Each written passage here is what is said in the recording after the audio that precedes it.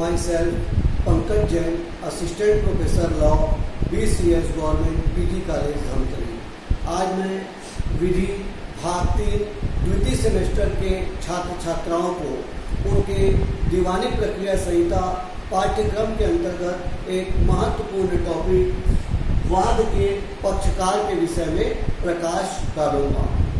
वाद के पक्षकार दीवानी प्रक्रिया संहिता के अंतर्गत किसी वाद में दो पक्षकार होते हैं। पहला होता है वादी प्लेंटिफ और दूसरा होता है प्रतिवादी डिफेंडेंट। वादी वह व्यक्ति होता है जो न्यायालय में वाद दायर करता है, किसी पक्षकार के खिलाफ अनुतोष की मांग करता है। ऐसा व्यक्ति जो वाद दायर करता है उसे वादी के नाम से जाना जाता है। और दूसरा वह पक्षकार जो वादी के दावे का उत्तर देता है या जिसके खिलाफ वाद दायर किया जाता है उसे प्रतिवादी के नाम से जाना जाता है, डिफेंडेंट। इस प्रकार किसी भी वाद में दो पक्षकार होते हैं। पहला वादी जो वाद दायर करे और दूसरा प्रतिवादी जो वाद का प्रतिवाद करे या उसका उत्तर दे। अब हम देखेंगे क्या वादियों का संयोजन हो सकता है। कहने का मतलब यह है यदि कोई दो व्यक्ति ऐसे हैं जो एक ही स्वव्यवहार के बारे में अलग अलग यदि वाद दायर कर रहे हैं तो क्या दो व्यक्ति एक साथ मिलकर वाद दायर कर सकते हैं? जी हाँ, आदेश 1 नियम 1 में बताया गया है यदि दो व्यक्ति किन किन परिस्थिति में एक साथ वाद दायर कर सकते हैं अर्थात सहवादी के रूप में संयोजित हो सकते हैं। पहला, यदि कोई कार्य ऐसा है जो एक ही कार्य, एक ही स्वव्यवहार, एक ही कार्य का स्वव्यवहार या स्वव्यवहार की आवली से संबंधित हो।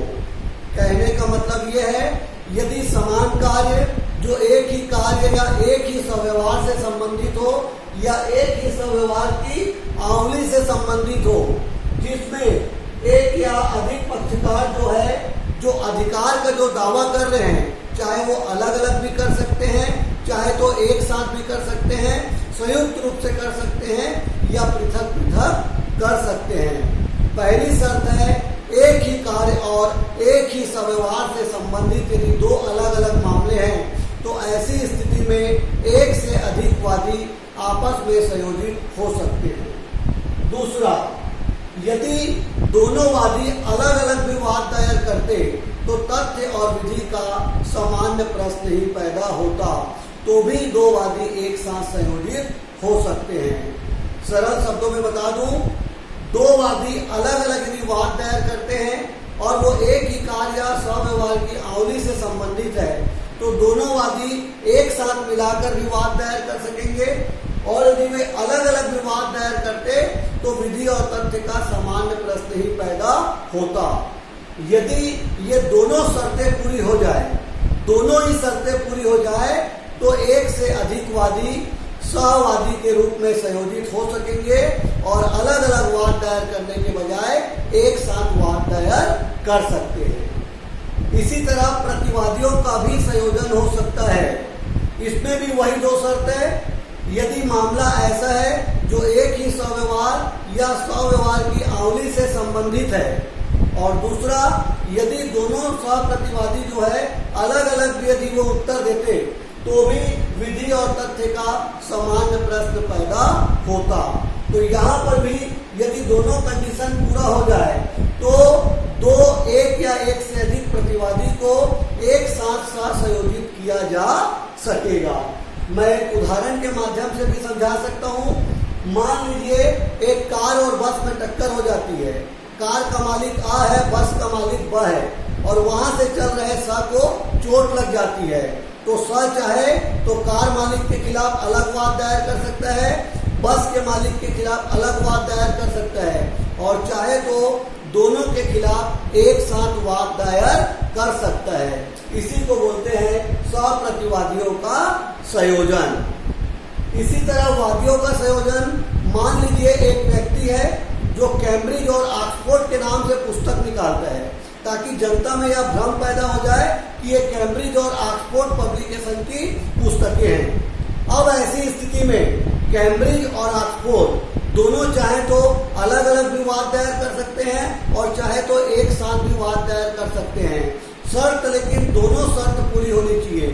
ये दोनों मामला एक ही सव्यवहार से संबंधित है और चूंकि दोनों यदि अलग अलग विवाद दायर करते तो तथ्य और विधि का सामान्य प्रश्न ही पैदा होता। अतः यहाँ पर चाहें तो कैम्ब्रिज और ऑक्सफोर्ड अलग अलग विवाद दायर कर सकते हैं और चाहे तो एक साथ विवाद दायर कर सकते हैं।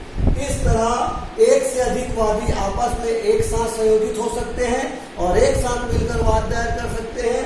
उसी तरह एक से अधिक प्रतिवादियों को भी संयोजित किया जा सकता है। अब हम देखेंगे एक ही हित के सभी व्यक्ति।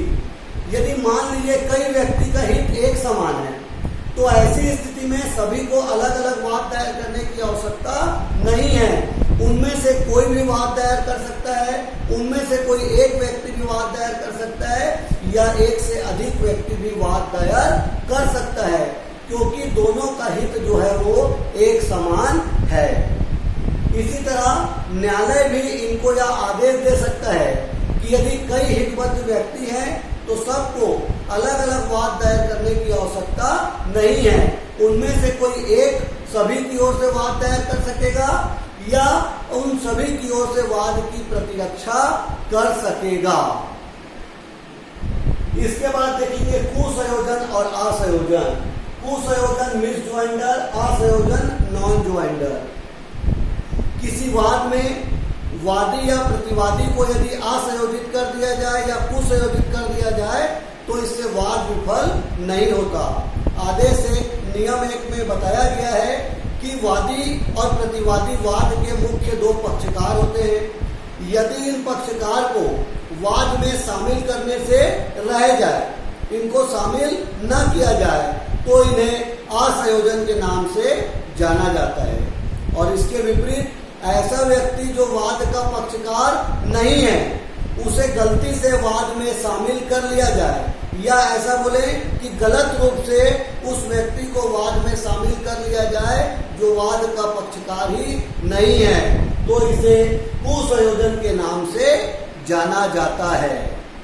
और अंत में देखेंगे आक्षेप। यदि किसी वाद में असंयोजन या कुसंयोजन की स्थिति हो तो उस पर आपत्ति करने में विलंब नहीं करना चाहिए। यथासंभव बहुत ही शीघ्रतम आपत्ति कर लेना चाहिए। इस प्रकार इस चैप्टर में हमने आदेश 1 नियम 1 के अंतर्गत यह देखा कि किस प्रकार वाद के पक्षकार का आपस में संयोजन हो सकता है। मैं आपको बता दूं, किसी भी वाद में वादी और प्रतिवादी जो होते हैं मुख्य पक्षकार हैं। वादी का भी संयोजन हो सकता है और प्रतिवादियों का भी संयोजन हो सकता है।